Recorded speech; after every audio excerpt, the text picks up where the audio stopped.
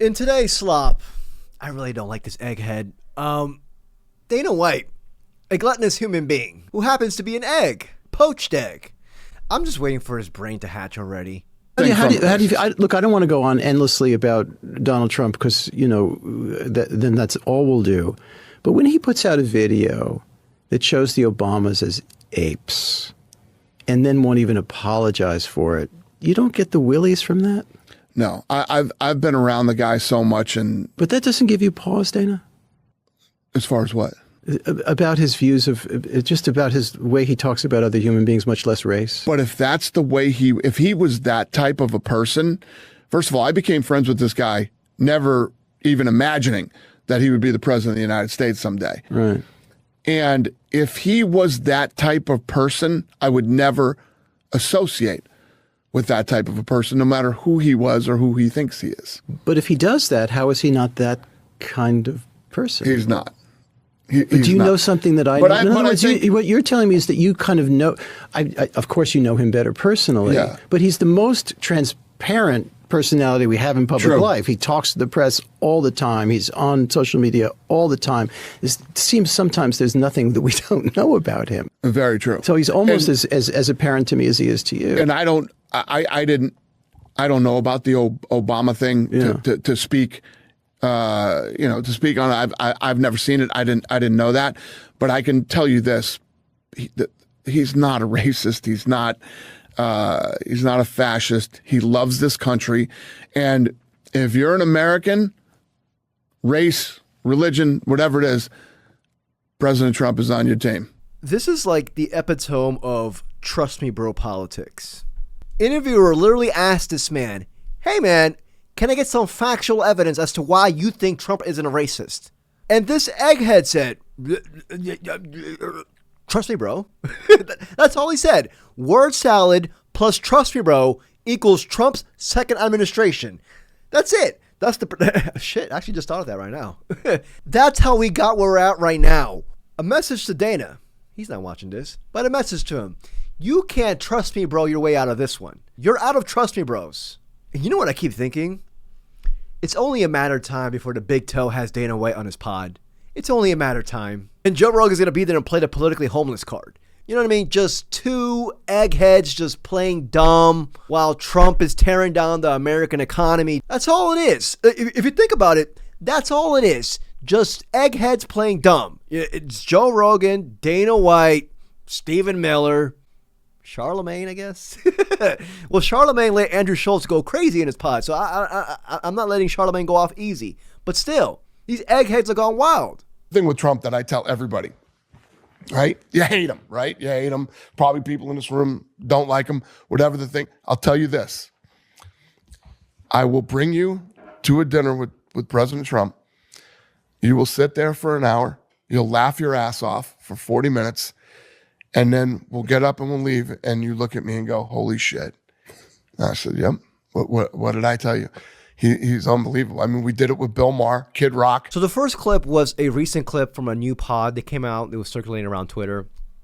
This clip was also a recent clip as well, in the Logan Paul podcast. All this man does is deep throat Trump in every single interview. He goes to bat, plays defense. He recently went on The Breakfast Club and he did the same. Went to bat. He's a closeted Trump sycophant. You know what I mean? He doesn't want people to know. He wants to play neutral. He wants to come across as neutral. But damn it, Brett, just come out the closet. You know what I mean? Like, I'm telling Dana White to come out the closet. No, for real. Come out the closet and be yourself.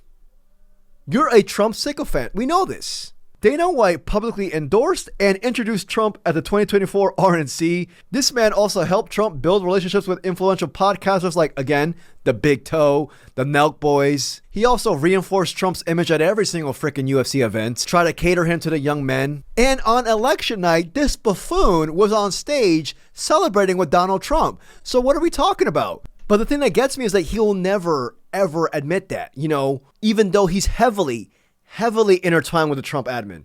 Interviewers have asked him, "Hey man, why is Trump receiving so much criticism?"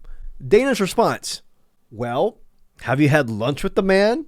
Without logic, Hamas should have had lunch with Bibi. You know, settle that over dumplings, chicken dumplings. You know what I mean? The chicken dumplings peace agreement. But it's like, what type of bullshit is this, dude? This man always diverts the conversation and reroutes it to somewhere else. You know, answer the question at hand. You see, that's what these Trump sycophants, they can't do. They can't do. They will dodge and they will bob and weave from every single question. They will not answer anything outright because they have no comeback. They have no retort because reality is not on their side right now. Anyways, I think that's it. I just wanted to show the first clip regarding Dana White. I got some clips here next regarding just how much of a piece of shit Dana White is. I think we all know this, but, you know, it is what it is. If you enjoyed this video, please like and subscribe. I truly appreciate it. Every new interview I see of Dana White, it's him always playing the politically homeless card. Yet, he goes down in other avenues that completely boggles my mind. Like this clip regarding his stance on mental health, men's mental health. I hate this whole men's mental health bullshit that they talk about. Unfortunately, when you're a man, you are the provider. You are the one that takes care of your family. You know, you are the example for your kids when they grow up, and your sons, you know, and your daughters. And you, unfortunately, you can't be that guy that's. I see these guys posting on social media. Oh, I had a bad day, and I'm so sad, and all this other crazy shit. So unattractive. It's just, it's unattractive to other males, let alone women. I can't even imagine. I'm really against all that shit. It's exhausting to hate this man. I feel like I'm using a lot of energy right now. A lot of energy that I need, damn it. I need energy to go to the gym. I need to work out. You know, I'm gaining weight and shit. To say this in the midst of gas prices reaching all-time highs, the global economy being in a complete and utter chokehold right now regarding this Iran war, is asinine. You know, people right now are working or having 2 jobs, you know, just to make ends meet. People's anxieties right now are spiking through the roof, and rightfully so. But don't worry. Don't worry. Dana says men don't have these problems. Real men don't have these problems, because if you did, you're not a man. Anyways, what else? I have notes right here. What else? Apparently Dana White scheduled an early C-section for his wife. Mind you, his wife, who he power stopped in front of the entire world. It went viral. It was on TMZ. Horrific dude. He scheduled an early C-section for his pregnant wife just so that he can go see a Chuck Liddell fight. Not even joking. He said this loud and proud in an interview. The due date was the Chuck Liddell fight. Oh, Lord. And I said to the doctor, this ain't going to work. So we scheduled a C-section to take him early. Him putting his wife and his own child in danger, you know, risking their health and livelihood just so that he can go see a freaking fight. Insane. If I was the wife, if I was the pregnant lady, I would have divorced him right there and then. I would have delivered a baby. I would have said, here's the baby and here's your divorce papers. Sign them both. Sign the birth cert and the divorce papers. Now, and I'm out. Also, this man barely even pays his own fighters. You know, he's the UFC CEO, whatever the hell. Man had to be taken to court regarding back pay. And also, there's been heavily reported saying how he only paid his fighters 20% out of the entire total revenue of UFC. They're complaining about. The UFC should be paying artists instead of using generative AI. Give me a fucking break. AI is coming, and if we're using AI, who gives a shit? People are upset about it. We should use artists. Shut the fuck up and watch the fights. Despicable. I need to write it down. Despicable. Yeah. L-E. Despicable. I need to write it down, dude. Like, he's not even trying to hide this. Like, he does not care. This was him recently in the White House Correspondents' Dinner. He was pretty much running around with a boner. Not even joking. He was running around with a boner while there was a alleged shooting, or however the hell you want to take it. I have my own thoughts about that shooting. But a shooting that happened at White House Correspondents' Dinner. And this man has a full-on erection just even hearing gunshots. Not joking. Tables getting flipped over, guys running in with guns, and they were screaming, "Get down!"